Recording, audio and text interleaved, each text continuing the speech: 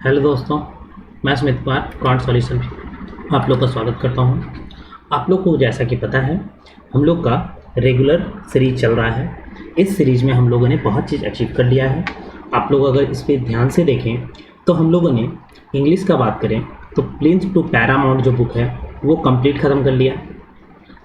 Sixth और seventh का science लेकर चल रहे हैं। ये साइंस का भी 6 चैप्टर और 4 चैप्टर कंप्लीट किए हैं। इसका 6 चैप्टर, 6 का 6 चैप्टर और 7 का 4 चैप्टर ये कंप्लीट किए हैं। उसके साथ ही हम लोगों ने मैथ का लगभग चैप्टर का रिवीजन किया, 10 चैप्टर का रिवीजन कर लिया है और रीजनिंग का लगभग चैप्टर का रिवीजन कर लिया है। ठीक है, तो इस तरह से और पर डे मॉक चल रहा है। टेक्स्ट बुक में अगर देखें, चैप्टर टेस्ट भी अच्छा खासा ख़त्म हो गया है, PYQ भी अच्छा खासा ख़त्म हो गया है, PYQ भी अच्छा खासा ख़त्म हो गया है। तो इस तरह से हम लोग अभी 22 का हम लोग मॉक पर डे देख रहे हैं। 2022 का हम लोग मॉक देख रहे हैं। तो सीजीएल का 2022 का मॉक देख रहे हैं। तो इस तरह से हम लोगों ने इतना चीज़ अचीव कर लिया है और जिससे हम लोग का जो प्रोग्रेस का ग्रोथ है, ग्राफ बनेगा, वो कुछ इस तरह से बनेगा। थोड़ा सा कहीं पर डाउन हो रहा होगा, जैसे मॉक में आप लोग का अगर 140 आ रहा है तो कभी 130 से भी सामना करना पड़ रहा होगा, तो कभी 150 प्लस भी आ रहा होगा। तो इस तरह से थोड़ा सा 19-20 होता है, लेकिन आप लोग का प्रोग्रेस दिन प्रतिदिन बढ़ता जा रहा है, ये आप लोग फील करिएगा। तो इसी तरह से हम लोग इस टारगेट सीरीज को रेगुलर चलाएंगे और देखिएगा आफ्टर 60 डेज आप लोग में कितना ज़्यादा प्रोग्रेस हो जाएगा। तो इस प्रोग्रेस को अचीव करने के लिए और भी इस सीरीज के में जुड़ने के लिए इस वीडियो को शेयर कीजिएगा ज़्यादा से ज़्यादा, ताकि इसमें और लोग जुड़े और कंपटीशन और फेयर दिखे। ठीक है, चलिए अब यहाँ पर हम लोग यहाँ पर देख रहे हैं। इसमें मैंने पहले ही बोला कि हम लोग पूरा ऐड मतलब ऊपर में पूरा पढ़ते नहीं हैं, लेकिन यहाँ पर जैसे ही देखें what percent of got less than 60 यानी कि यहाँ तक को देखना है, क्योंकि 60 से ज़्यादा को नहीं देखना है। तो यहाँ पे अगर ऊपर पढ़े हुए हैं तो यहाँ पर देखिए टोटल 128 स्टूडेंट है। तो 120 स्टूडेंट में अगर हम 48 माइनस कर दें तो 80 मिलेगा। 80 जो है सो 128 का कितना परसेंट है, 128 का कितना परसेंट है, तो 8 से कट जाएगा। 8 1 जा 8 और 8 1 जा 8, 8 6 जा, यानी कि अब इसको और भी काटना चाहे तो काट सकते हैं, यानी कि 1/16 10/16 अब 16 छक 96, 4 बच गया, 16 दूना 32 और 16 पचे 80, यानी कि 62.5% आपका हो जाएगा। यहाँ पर अगर देखते हैं नेक्स्ट क्वेश्चन में तो tan 105 है, tan 105 है। क्या इसको हम इस तरह से लिख सकते हैं, tan 180 माइनस में 75 और tan 180 माइनस 75 ये किस क्वाड्रेंट का एंगल हो जाएगा, तो ये सेकंड क्वाड्रेंट का, और सेकंड क्वाड्रेंट में माइनस होता है इसीलिए माइनस होगा, और tan चेंज नहीं होता है इसीलिए tan होगा, और 75 यानी यहाँ पे हम लिख सकते हैं माइनस में tan 75 डिग्री बटा में tan 75। जस्ट इसी प्रकार हम लोग यहाँ पर cot 65 को भी माइनस में बटा में cot 65 लिखेंगे। यहाँ पर सॉल्व कीजिएगा, -1 प्लस में -1, इन दोनों को ऐड करके आपका आंसर जो आएगा वो -2 आ जाएगा। नेक्स्ट क्वेश्चन अगर देखते हैं यहाँ पर हम लोग को क्या देखना है, असेंडिंग ऑर्डर में मतलब बढ़ते हुए क्रम में। तो जैसे ही मैंने ये देखा तो सबसे पहला काम मेरा ये था कि भैया ये दोनों में, जैसे देखिए पहला में 7/18 और 17 ये और ये, मतलब अब हम यहाँ पर एक ऑप्शन एलिमिनेट कर सकते हैं या नहीं, ये देखने के लिए मैंने 7/18 और 7/36 को कंपेयर किया, यानी यहाँ से 2 से मल्टीप्लाई जैसे ही किए हमको ये पता चला कि ये वैल्यू छोटा है और ये वैल्यू बड़ा है, यानी कि ये ऑप्शन तो होगा, ये ऑप्शन नहीं हो सकता। ठीक है, अब यहाँ पर ये दोनों का तो क्लियर हो गया। अब अगर हम इन दोनों का क्लियर कर लें, इन दोनों का, यानी कि 7/36 और 7/36 और 19/40, ठीक है, 19/40। अब यहाँ पर एक चीज़ देखिएगा,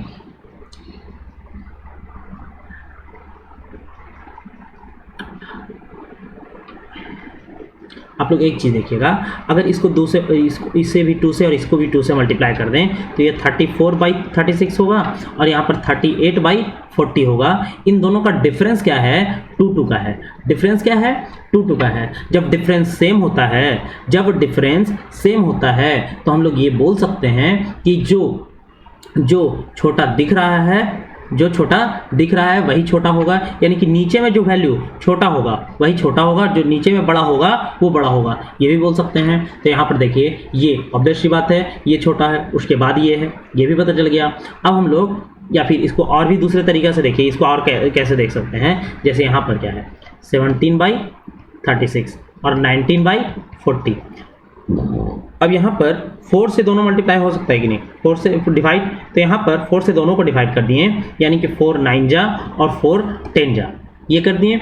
अब यहाँ पर मल्टीप्लाई कर दीजिए, जैसे दोनों को सेम अंक से सिंप्लीफाई किए तो यहाँ पर क्या आ गया 175 और ये क्या आ जाएगा 171, तो भी बड़ा ये निकला कि नहीं निकला? तो ऐसे भी आप लोग चेक कर सकते हैं अगर सिंपलीफाई होता है तो। जैसे अगला को इसी मेथड से सॉल्व करते हैं, 19 और 20/48। अब 8 से 5 बार में, 8 से 6 बार में। अब 6 बार में आप लोग जान रहे हैं कि इसको हम लोग डायरेक्ट में सॉल्व करते हैं तो 19 छक 114, ठीक है, और 23 बचे 115। तो ऑब्वियस बात है ये बड़ा है और ये छोटा है, ये बड़ा है और ये छोटा है, यानी कि ये मेरा वैल्यू सही है। तो ऐसे भी आप लोग देख सकते हैं, ठीक है। नेक्स्ट यहाँ पर बोल रहा है कि एक ट्रेन जो है 72 किलोमीटर पर आवर से 12 सेकेंड में चलता है, तो वो कितना टाइम लेगा किसको पार करने में? तो इसको पार करने में, इतना लंबा ब्रिज। अच्छा, अगर हम डायरेक्ट में यहाँ पर एक चीज़ हम लोग करेंगे, पिछले बार हम लोग देखे थे कि अगर एक पोल से पार करने में वो या फिर खुद को पार करने में क्या करता है, पोल से पार करने में या फिर खुद से पार करने में वो 12 सेकंड का ले रहा है, तो इस खुद से और यहाँ पर जो प्लेटफॉर्म है इतना को पार करने में कितना, तो यहाँ पर भी 12 प्लस पे समथिंग सेकंड होगा और यहाँ पर इसको पार करने में कितना लगेगा, तो 360 को पार करने में यहाँ स्पीड दिया हुआ है। तो डायरेक्ट में आप डायरेक्ट में कर सकते थे कि स्पीड से डायरेक्ट डिवाइड कर देते हैं, तो यहाँ पर डिस्टेंस अपॉन में speed is equal to time निकल जाएगा। तो यहाँ पर 72 और चूंकि ये किलोमीटर पर आवर में है तो मीटर पर सेकंड में बदलेंगे, अब यहाँ पर अब सॉल्व कर सकते हैं। 72 5 जा, यानी कि देख लीजिए यहाँ क्या आ गया 18 सेकेंड आ गया, तो इन दोनों को ऐड कर दीजिए तो 30 सेकेंड आ गया। ये डायरेक्ट आपका आंसर निकल जाएगा। यहाँ पर और ज़्यादा अगर एक्स्ट्रा दिमाग लगाएंगे और लंबा बनाएंगे तो ये लंबा बन सकता है, लेकिन ये मेथड सबसे बेस्ट मेथड है। ये मैं आप लोगों को बता रहा हूँ कि डायरेक्ट में अगर केवल हम 360 को 72 से डिवाइड करवा दें 5/18, यहाँ पर इससे ये पूरा कैंसिल हो गया, यानी कि 18 आया, और यहाँ पर खुद को पार करने में 12 सेकेंड और इस 360 मीटर को पार करने में कितना लगा 18 सेकेंड, यानी कि 12 प्लस में 18 इज इक्वल टू 30 सेकेंड आपका आंसर है। ठीक है, नेक्स्ट क्वेश्चन यहाँ पर बोलता है कि टू मेटालिक स्फेयर बॉल जो कि ए और बी है, उसका रेडियस ए ठीक है, A is equal to 2 times of diameter of B। यहाँ पर देखिए ये समझने वाला बात है कि A का जो R है वो क्या है 2 टाइम्स जो है सो B का डायमीटर का है, D का वैल्यू है डायमीटर का। ठीक है, डायमीटर को हम लोग यहाँ पर क्या बोल सकते हैं, A का R का वैल्यू जो है सो 2B का, यहाँ पर R को लिखने के लिए 2R कर दें। ठीक है, तो A और B का जो रेडियस का रेशियो होगा, वो क्या होगा, अच्छा सरफेस एरिया बोला है। यहाँ पर समझिए सरफेस एरिया जो बोला है इसको सॉल्व करते हैं, मतलब R से R कैंसिल हो गया, 2R के बराबर ये बोला था। ठीक है, तो A बटा में B इज इक्वल टू 4/1 होगा। अच्छा, जब रेडियस का ये है तो एरिया बोला तो इसी का स्क्वायर यानी कि 16/1, यानी 16/1 आंसर होगा। ठीक है, तो ये लाइन जो है ना, ये सब लाइन तो ध्यान से पढ़ना होगा।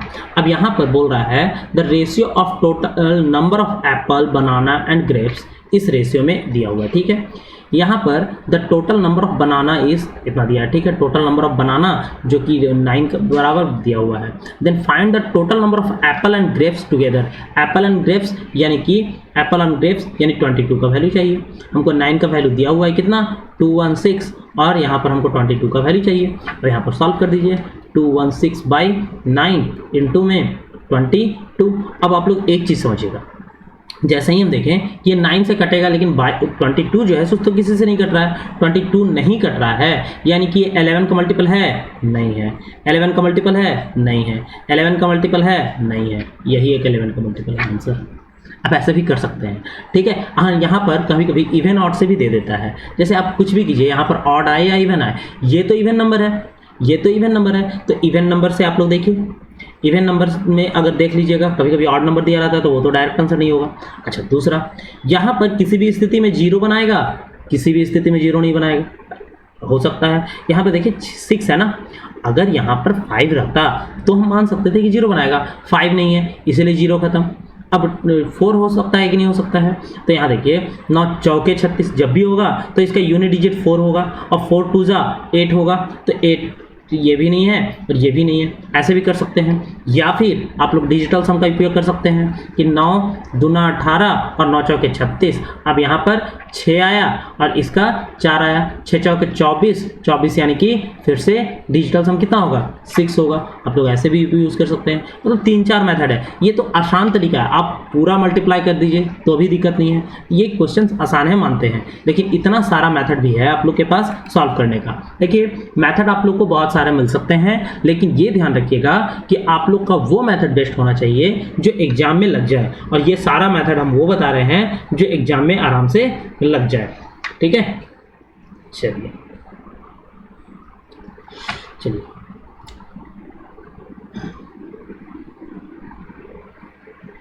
अब यहाँ पर क्या बोल रहा है कि A एंड B टुगेदर, यहाँ together can do a piece of work in 40 days. अच्छा ठीक है, A एंड B जो है सो 40 डेज में, B एंड C जो है सो क्या कर रहा है 48 डेज में, एंड A और C जो है सो टुगेदर कितना कर रहा है 60 डेज में, ठीक है।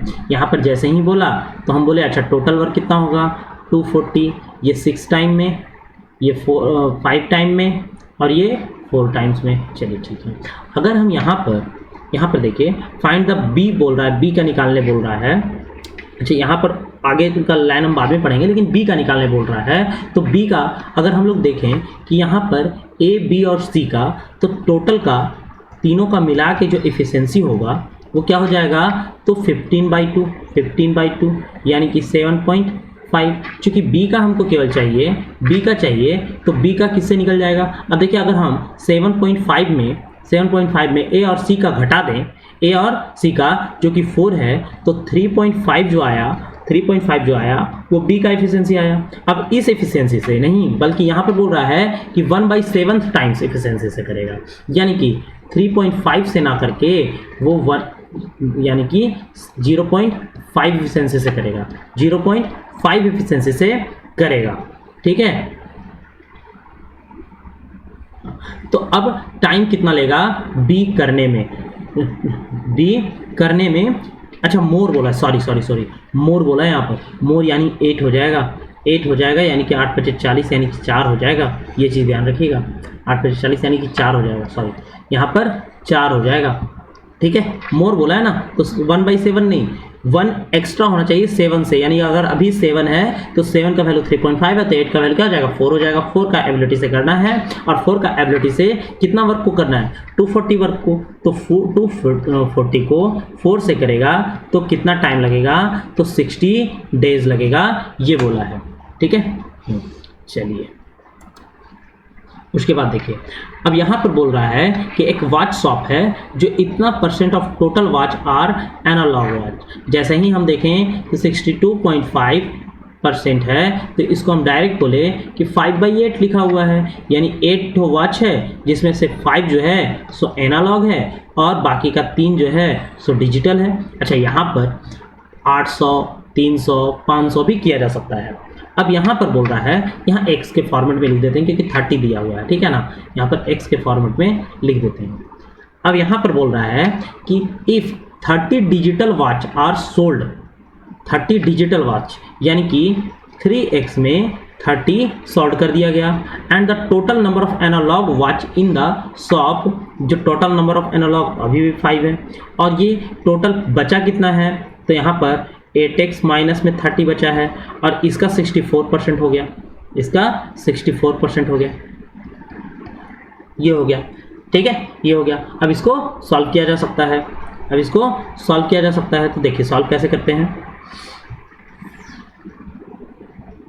सॉल्व करना है तो 4 से 16 25, ठीक है, 16 25 128, यानी कि 25 होगा, 25 25 25 125, कहाँ लिख दिए 152 लिख दिए। तो यहाँ पर क्या होगा 125x इज इक्वल टू, यहाँ पर हो जाएगा 16 और गुना 16 128, x माइनस में 16 थी 48 480। अब इसको इधर कर दें तो 3x इज इक्वल टू 480, यानी कि x इज इक्वल टू 60 आ गया, 160 आ गया, 160 आ गया, 160 आया। अब बोलता है वॉच कितना अवेलेबल है, यानी 8x का वैल्यू पूछा है। क्या का वैल्यू पूछा है, 8x का वैल्यू पूछा है, तो 160 इंटू में 8 हो जाएगा। तो यहाँ पर अब 16 8 128 होता है। ठीक है, तो ये आपका डायरेक्ट आंसर है, ये आपका आंसर है। अच्छा, इसको और किसी तरीके से बनाया जा सकता है क्या? तो और किसी तरीके से देखिए क्या क्या तरीका यूज किया जा सकता है। जैसे सिंपल सी बात है कि 62.5% को हम लोग लिख सकते हैं 5/8, ठीक है, और 64% को डायरेक्ट में अगर 64/100 लिखते हैं, देखिए समझने के लिए, अब 4 से 16 टाइम्स में 25 टाइम्स में, यहाँ तक ये हो गया। पहली बार में देखें एनालॉग और डिजिटल का रेशियो जो है सो 5 और 3 का रेशियो बना, और दूसरी बार में एनालॉग और डिजिटल का रेशियो कितना बन गया, एनालॉग एंड डिजिटल का रेशियो 16 और कितना बन गया, 9 का बन गया। यहाँ पर एक चीज़ देखिए कि डिजिटल वॉच को बेचे हैं, किस वॉच को बेचे हैं, डिजिटल वॉच को बेचे हैं, एनालॉग को तो नहीं बेचे हैं। यानी एनालॉग जो होगा पहले जितना था उतना ही होना चाहिए, यानी कि इसको 16 से मल्टीप्लाई कर देंगे, इसको 16 से मल्टीप्लाई कर देंगे और इसको 5 से मल्टीप्लाई कर देंगे। अब यहाँ पर देखें कि पहले 48 था, अब 45 हो गया, और यहाँ पर अगर टोटल नंबर ऑफ वॉचेस देखें तो क्या हो जाएगा 128। अब यहाँ पर जो ये 3 है, ये 30 के बराबर है, तो यहाँ पर स्टार्टिंग में जो 128 था वो 10 टाइम्स होगा, यानी कि 1280 होगा। ये आपका आंसर है। ठीक है, इस तरह से भी आप बना सकते हैं। तो इस रेशियो मेथड को भी ध्यान में रखिएगा, ये भी मेथड आपका बहुत बेहतरीन मेथड है। आप इसको बेसिक से इस तरह से बना सकते हैं, चाहे इस तरह से बना सकते हैं। ये ज़्यादा प्रेफरेबल मेथड है, ये ज़्यादा बेस्ट मेथड है। ठीक है, नेक्स्ट क्वेश्चन अगर देखते हैं, तो नेक्स्ट क्वेश्चन में बोलता है कि डायगोनल का, तो जैसे ही देखे हैं डायगोनल, तो डायगोनल का फॉर्मूला जो होता है n इंटू n-3/2 होता है नंबर ऑफ डायगोनल बराबर। तो यहाँ चूंकि n बराबर 15 दिया है, तो 15 इंटू में 3 घट जाएगा, तो 12/2 यानी कि ये 6, यानी कि 15 6 जा 90 आपका आंसर है। ठीक है, नेक्स्ट अगर देखते हैं तो यहाँ पर बोलता है एक डिसऑनेस्ट मर्चेंट है, वो सेल कर रहा है इतना % लॉस में, और लेकिन वह इतना ग्राम के बदले इतना ग्राम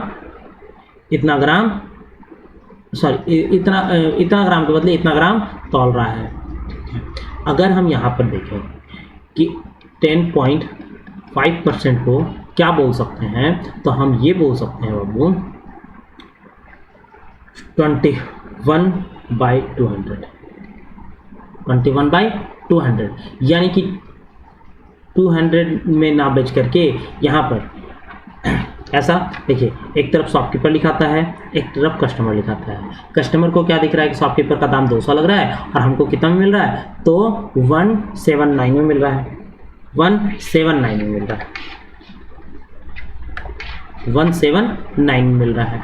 और जबकि यहाँ पर इसको पता है, मतलब है ग्राहक को ये दिख रहा है कि 190 ग्राम मिल रहा है, लेकिन इसको पता है कि 179 ग्राम ही दे रहे हैं। तो ये इससे ये कैंसिल हो जाएगा, 10 से 10 कैंसिल होगा। अब यहाँ पर देखा जाए, 20 का चीज़ के लिए 90, 20 का चीज़ के लिए उसको कितना मिल रहा है, 19 मिल रहा है। यानी कि एक का लॉस हो रहा है ना, कितना पर लॉस हो रहा है, 20 पर लॉस हो रहा है। 1/20 इंटू 100 कर दीजिए तो 5% आया, 5% का लॉस हो रहा है, तो 5% लॉस आपका आंसर है।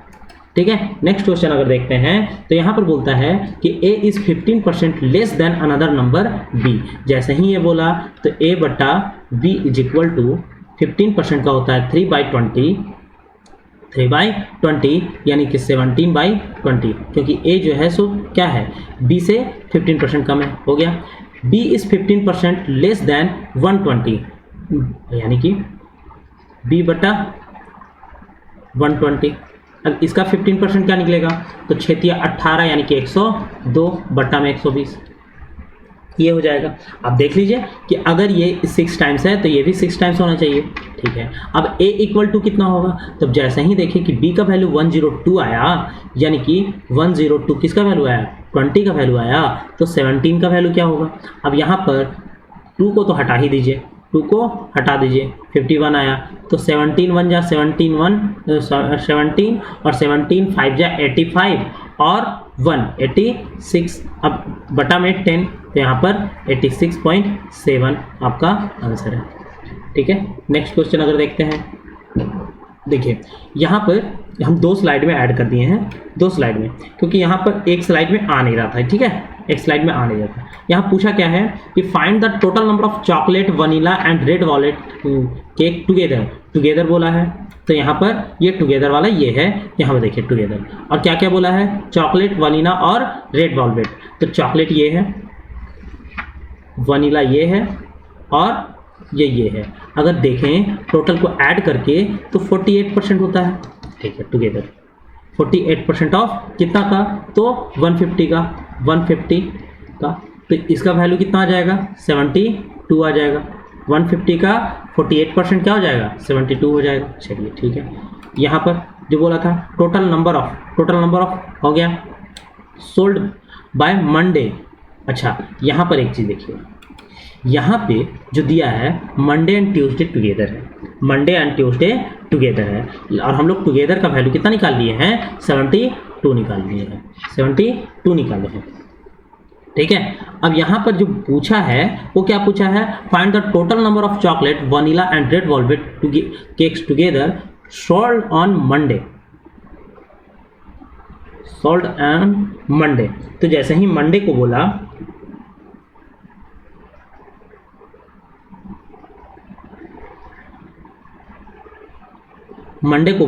तो मंडे को अगर देखा जाए तो ट्यूसडे को तो इतना बिका है, देखिए ट्यूसडे को क्या क्या बिका है, इतना बिका है, यानी कि 32 बिका है।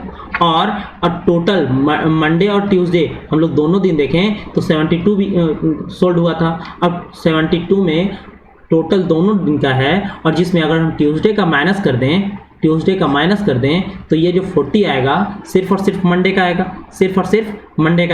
अब जैसे ही मंडे का आया, हम हर एक बार ये करते हैं कि जैसे ही मंडे का आया 40 आया तो 40 कट जाएगा, 40 कट जाएगा, 40 कट जाएगा, 5 से कट जाएगा, यानी ये सारा आंसर अभी हो सकता है। लेकिन अब अगला में क्या बोला है, Monday to the total number of red velvet, black forest and strawberry cakes together sold on Tuesday. अब सिर्फ ट्यूसडे का बोला है तो सिर्फ हमको इसी स्लाइड से काम है, किसके बारे में बोला है, तो रेड वॉलवेट यानी 10, 20 एंड 80, यानी कि 30, 48 का वैल्यू पूछा है, 48 का, यानी कि 40 और 48 का रेशियो पूछा है। तो 8 × 5 = 40 और 8 × 6 = 48, 8 × 5 = 40 और 8 × 6 = 48। तो इसीलिए आंसर क्या हो जाएगा, 5/6 हो जाएगा, 5/6 हो जाएगा। नेक्स्ट क्वेश्चन अगर देखते हैं कि Ram had find the multiple of 2 numbers instead of taking the multiplier is 42। ठीक है, 2 संख्याओं को गुना करने के लिए कहा गया। अब गुणक को 42 मानने के स्थान पर वो क्या किया कि 42 नहीं, 42 से गुणा किया करने के लिए बोला गया x को। अब वो क्या किया, 24 से x को मल्टीप्लाई कर दिया। अब यहाँ पर जो डिफरेंस आएगा वो कितना आएगा, आप लोग को एक चीज़ ध्यान होगा कि यही जस्ट नंबर उलट गया है ना, तो डायरेक्ट में हम लोग बोलेंगे कि 18x का डिफरेंस आएगा। अब ये कैसे आएगा, यहाँ देखिए इन दोनों का डिफरेंस कितना है 2 का, और इन यहाँ पर भी जस्ट अपोजिट हो गया है, तो डायरेक्ट 9 से मल्टीप्लाई कर दीजिए, क्योंकि 42 में अगर 24 माइनस करेंगे तो 18 आएगा। अगर मान लेते हैं 36 में 63 का डिफरेंस अगर निकालेंगे तो ये 9 3 जा क्या हो जाएगा 27।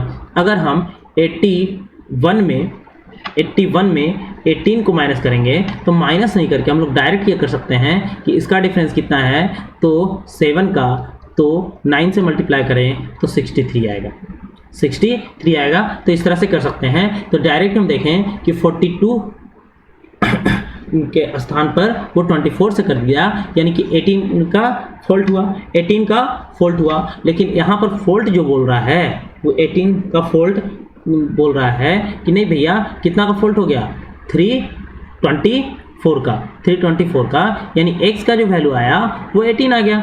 अब यहाँ पर बोल रहा है कि जो अंक है यानी कि 18 अंक निकल गया, x का वैल्यू क्या निकल गया 18 निकल गया। इस अंकों का योगफल बोल रहा है, सम बोल रहा है, what is the sum of digit, तो 1 + 8 जो है सो 9 हो जाएगा, आंसर ये हो जाएगा। ठीक है, अब नेक्स्ट क्वेश्चन अगर देखते हैं, नेक्स्ट क्वेश्चन में बोलता है कि एक आदमी है, a person invested a certain amount of compound interest 2 years at a 15% rate of compounded annually। जैसे ही compounded annually बोला, 2 वर्ष के लिए बोला, तो जैसे ही 2 वर्ष के लिए बोला मुझे ध्यान आया कि 15 का सक्सेसिव क्या होगा, तो 32.25%। डायरेक्ट में 2 साल का 15% का 32.25 होगा। If the compound interest receive इतना रुपया, देन अमाउंट पूछा है, अमाउंट पूछा है। यहाँ पर देखिए प्रिंसिपल नहीं पूछ करके अमाउंट पूछा है, यानी कि अगर कहाँ चला गया,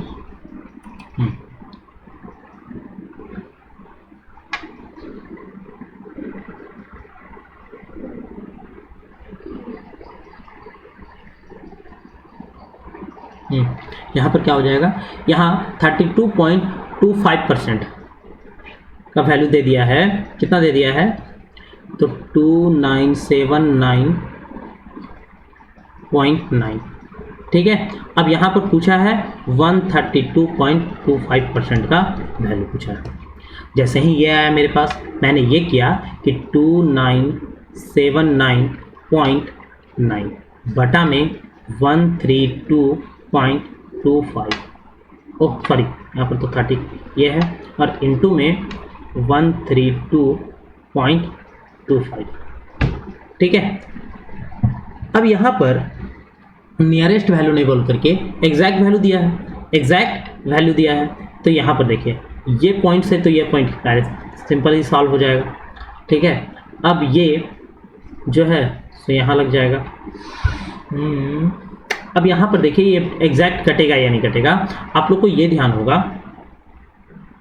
चलिए यहाँ पर आप लोग को ये पता होगा कि अगर नीचे में डिजिटल सम 3, 6 या 9 बन जाए तो पहले उसको नॉर्मली सॉल्व करते हैं। तो यहाँ मैंने देखा कि ये 3 बन गया है, यहाँ जैसे ही 3 बना है तो हम इसको सॉल्व करने पर लगेंगे कि 3 से पहले इसको सॉल्व कर लेते हैं। तो 3 से सॉल्व किए तो 3 1 जा, फिर 3 7 जा, और 3 5 जा 13। ठीक है, अब यहाँ पर 3 से 9 जा, 9 जा, 3 जा, 3 जा।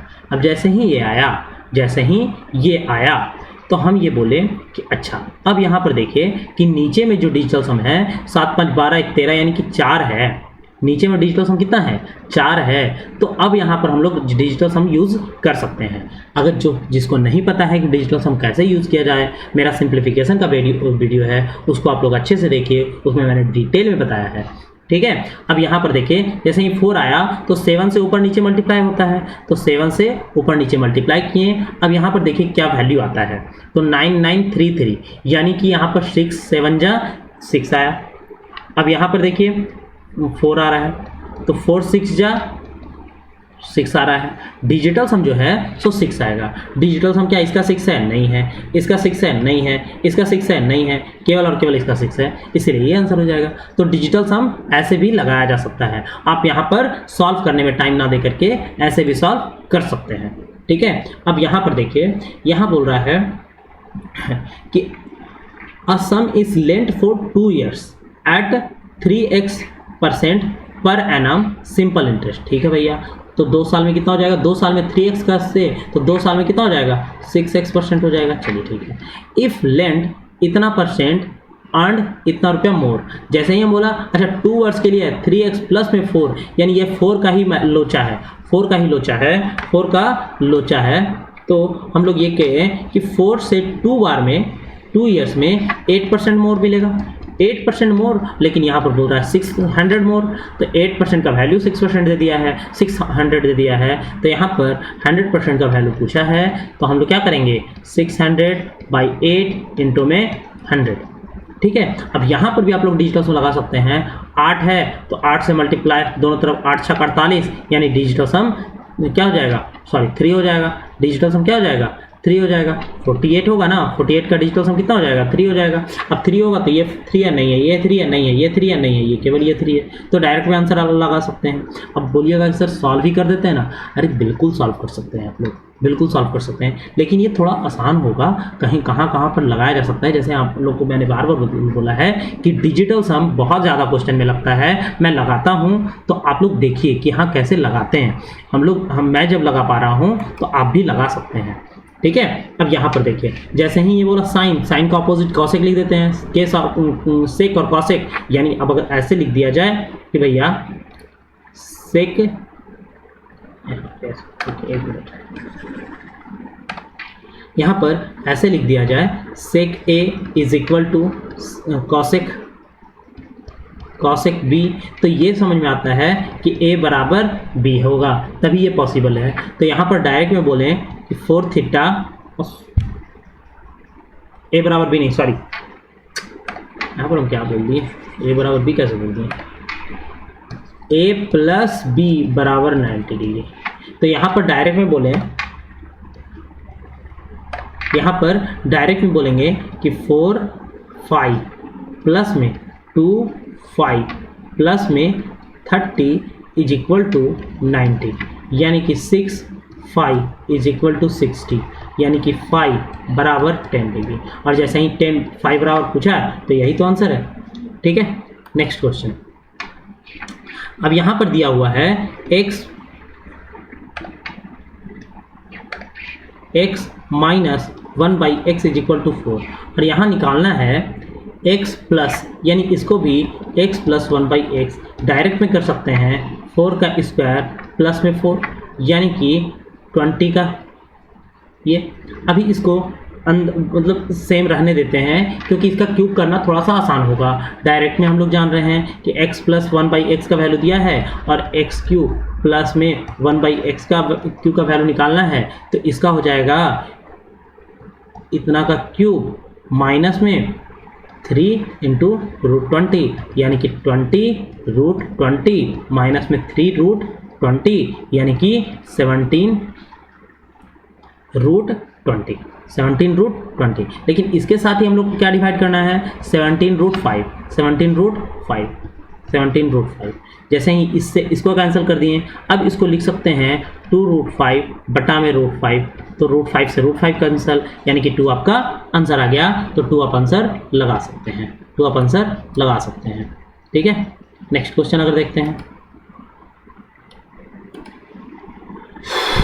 यहाँ पर मतलब the length of 2 sides of a triangle इतना दिया हुआ है। तो हाउ मेनी वैल्यूज, अब इसमें भी हम बताए थे कि स्मॉल साइज को दुगना कर दीजिए, स्मॉल साइज को दुगना कर दीजिए और 1 घटा दीजिए, वही आपका आंसर है। तो ये आपका आंसर है। इस पर हम डिस्कशन करते हैं। तो पहले का सीरीज आप नहीं देखे हैं तो आप पहले का सारा क्वेश्चन सॉल्व करते जाइए। डीपली एनालिसिस का जरूरत है, तो डीपली एनालिसिस कैसे होता है तो वो आप लोग कीजिए, उससे आप लोग का भी नंबर 100% आने लगेगा। ठीक है, अब यहाँ पर देखिए, यहाँ पर क्या बोल रहा है? The length of common chord of 2 circle. जैसे ही कॉमन कॉर्ड ऑफ 2 सर्कल बोला है, फिगर इससे बनता है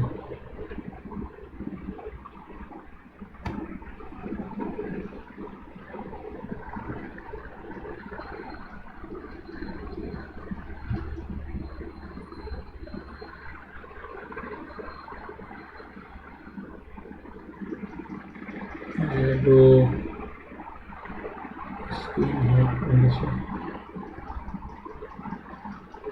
हाईलाइट, चलिए बना देते हैं अपने से बना देते हैं। देखिए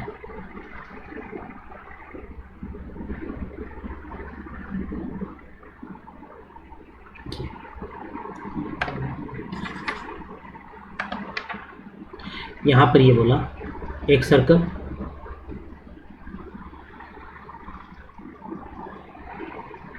दूसरा सर्कल, इसका सेंटर ये है, इसका सेंटर ये है, ये बोला है। अब दोनों का the length of common chord of two circle intersecting each other such that each passes through the centre of the other, ठीक है, सेंटर से इस क्या बोल रहा है y√3, जो यहाँ पर ये है, इसका वैल्यू दे दिया है y√3। If the radius of both circle are equal, मतलब ये इक्वल है। जैसे ही इक्वल बोला, अच्छा ये बराबर ये और बराबर ये होगा। अब जैसे ही देखें, अच्छा ये वाला क्या हो जाएगा, हाइट हो जाएगा, तो हाइट का दुगुना कर दें तो ये कॉमन कॉर्ड निकल जाएगा। तो हाइट क्या हो जाता है, √3/2a होता है, √3/2a होता है, यानी कि इसका वैल्यू क्या हो जाएगा, y√3/2 हो जाएगा। 2 से 2 कैंसिल हो गया और √3 से √3 कैंसिल हो गया, तो a का वैल्यू क्या आ गया, y आ गया। तो यही तो पूछा है, find the radius of triangle बोले, तो रेडियस भी तो यही है जो इसका लेंथ है, तो y आपका आंसर हो गया। ठीक है, नेक्स्ट क्वेश्चन देखिए। नेक्स्ट क्वेश्चन में बोलते हैं कि the numerical value of the volume and the area of lateral surface of right circular cone are equal। the numerical value of volume of क्या बोल रहा है, कोन का, तो इसका वॉल्यूम क्या होता है 1/3 पाई r² और h, ये इक्वल है लेटरल सरफेस एरिया, यानी कि पाई r/l। ठीक है, पाई r/l यही बोला है। ठीक है, तो और यहाँ पर इसका हाइट जो बोल रहा है h बोला है, चलिए यहाँ तक भी मान लिए और त्रिज्या को r बोला है। ठीक है, रेडियस को r बोला है, ये भी मान लिए। अब इसका वैल्यू निकालना है। जैसे ही इसका वैल्यू निकालना था, या अब इसको सॉल्व करें तो हमको ये पता चला कि अच्छा ये r² प्लस में h² बटा में h², r² का वैल्यू निकालने बोल रहा है। बोले ठीक है भैया। अच्छा यहाँ पर अगर देखा जाए, इसको हम लोग l² लिख सकते हैं या नहीं लिख सकते हैं, h² r² लिख सकते हैं। ठीक है, अब यहाँ पर इसको सॉल्व कीजिए तो ये पाई से पाई कैंसल आउट हो गया, पाई से पाई कैंसल आउट हो गया। ठीक है, अब एक r से एक r कैंसिल हो गया। अब जैसे ही हम लोग देखें कि h/l का क्या है, 3/1 रेशियो है। h/l का सॉरी, यहाँ RH है, यहाँ RH है और यहाँ पर L है, तो RH/3 ये है। तो इसी को उलट दें तो L/RH होगा, यानी 1/3 होगा। इसी का स्क्वायर कर दें, L²/R² H² = 1/9 होगा। यही तो पूछा है यार, तो 1/9 होगा आंसर है। ठीक है, अब यहाँ पर क्या बोला है, देखिए यहाँ पर डायरेक्ट में एवरेज निकालने बोला था। ठीक है, average, select the correct statement, ये करेक्ट स्टेटमेंट बोला था। तो average of the number of species, सब में एवरेज दिया था, जिसका आप एवरेज निकालिए तो एवरेज आपका हो जाता है, निकाल के देख लेते हैं। तो 4 और 10 14, 14 और 9 23, 23 और 6 29, 29 और 37, 37 और 12 49, 49 और 11 60 पर 00। ठीक है, उसके बाद फिर 2 6 6 14 14 और 19 19 23 23, ये आया 6 2 3 0।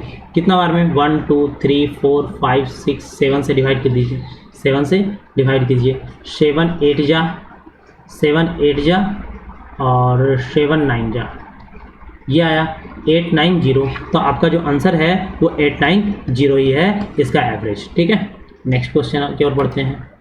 ठीक है, which of the smallest number should be added to इतना so that number completely divisible by 15 and 18। जैसे ही 15 और 18 दिया, अच्छा 18 देखते के साथ बोले अच्छा डिजिटल सम 9 होगा, और 15 देखते के साथ बोले या तो उसका यूनिट डिजिट 5 होगा या फिर 0 होगा। अब जैसे ही हम 5 और 0 देख लिए तो अगर 5 यहाँ पर 15 ऐड करेंगे तो यूनिट डिजिट 4 होगा, नहीं होगा आंसर। 2 ऐड करेंगे 1 होगा, नहीं होगा आंसर। 8 ऐड करेंगे 7 होगा, नहीं होगा आंसर। केवल 1 ऐड करेंगे तभी यहाँ पर 5 या 0 बनेगा, यानी कि 0 बनेगा, इसीलिए यही आंसर है। आप लोग बड़े आराम से निकाल सकते थे, इसमें ज़्यादा टाइम देने वाला क्वेश्चन ये नहीं था। अब यहाँ पर इसको आप लोग ऐसे भी सॉल्व कर सकते हैं। चलिए इसको सॉल्व कर ही देते हैं डायरेक्ट में। अगर यहाँ पर इसको हम डायरेक्ट लिख दें 12/25/10, कोई दिक्कत? अब 10 कहाँ से आया? तो परसेंटेज को हम लोग डायरेक्ट 1/100 बोल सकते हैं, 1/100 को इस तरह से बोल सकते हैं। और 5 6 25 और 5 दूना 10, 2 छक 12, यानी कि 6 5 30 और माइनस में यहाँ पर देखिए 376 और डिवाइडेड में 47 होगा, क्योंकि इसका वैल्यू क्या हो जाएगा 27 और 27 में 20 ऐड होगा तो ये हो जाएगा। अब यहाँ पर देखिए जैसे ही यहाँ पर इसको डिवाइड कर देते हैं, ये पूरा तरह से तो लगेगा नहीं, यानी कि कितना टाइम्स में जाएगा? 8 बार में जाएगा, ये 8 टाइम्स में जाएगा, 8 टाइम्स में जाएगा। देखिए यहाँ पर ना एक चीज़ देखिए, यहाँ पर सारा वैल्यू इंटीजर वैल्यू है। अब ये हम जान रहे हैं कि ये लग जाएगा, तो 7 है यूनिट डिजिट और 6 है, तो 7 का पहाड़ा में 6 जो आता है कितना बार में आता है? 7 8 56, 7 8 जा 56, यानी कि ये 8 ही होगा। अगर आप देखते हैं कुछ और कि 7 है, क्या ये किसी भी स्थिति में 4 वाला आएगा? यूनिट डिजिट 4 आएगा? नहीं आएगा। 7 चौके 28, 8 हो जाएगा। तो 7 वाला आएगा? नहीं आएगा। 4 वाला आएगा? नहीं आएगा। यानी कि हमेशा यही होगा आंसर। इसीलिए ऐसे भी कर सकते हैं, यहाँ पर पूरा सॉल्व करने की आवश्यकता नहीं है। अगर आपका पूरा सॉल्व हो जाता है तो ये चल सकता है, मतलब कर सकते हैं सॉल्व, या फिर यहाँ पर आप डिजिटल सम का भी उपयोग कर सकते हैं। ठीक है, अब अगला क्वेश्चन में आप देखते हैं, the average number of chocolate received by each student taking the all given classes. जैसे ही देखा है तो नंबर ऑफ चॉकलेट इधर दिया है, नंबर ऑफ स्टूडेंट इधर दिया है। अच्छा, यहाँ पर भी हम लोग डिजिटल सम का उपयोग कर सकते हैं डायरेक्ट में, ठीक है, क्योंकि यहाँ पर अप्रॉक्स वैल्यू नहीं, एग्जैक्ट वैल्यू चाहिए। तो इसको हम लोग 6 बोल सकते हैं, इसको हम लोग 6 बोल सकते हैं, इसको 9 बोल सकते हैं, इसको 1 बोल सकते हैं, उसी प्रकार इसको 3 बोल सकते हैं, इसको 8 बोल सकते हैं, इसको 2 बोल सकते हैं, इसको 6 बोल सकते हैं। इसको ऐड कर दीजिए तो क्या हो जाएगा? 6 6 दूना 12 और 1 13 यानी कि 4, ऊपर में 4 होगा। ठीक है, डिजिटल सम। और नीचे में क्या हो जाएगा? तो 6 और 3 9 खत्म हो जाएगा, 8 2 10 यानी कि 8, यानी कि जो भी आंसर आएगा उसका डिजिटल सम 4 होगा। 4 इसका है? नहीं है। 4 इसका है? नहीं है। 4 इसका है? नहीं है। यही आंसर है। तो आप लोग इसको बड़े आराम से डिजिटल सम से भी उपयोग कर सकते हैं। देखिए डिजिटल सम कहाँ कहाँ लगाया जा सकता है ये मैं आप लोग को बता रहा हूँ। अब ये क्वेश्चन देखिए, ये क्वेश्चन में आप लोग डायरेक्ट स्क्वायर कर देंगे तो यहाँ पर 9x² प्लस में y², फिर माइनस में 6xy इज इक्वल टू 1 आ रहा है। अब xy का वैल्यू 10 दिया है तो 9x² प्लस में y² is equal to 1 plus में 6 इंटू 10 इज इक्वल टू 61। ये आपका आंसर है।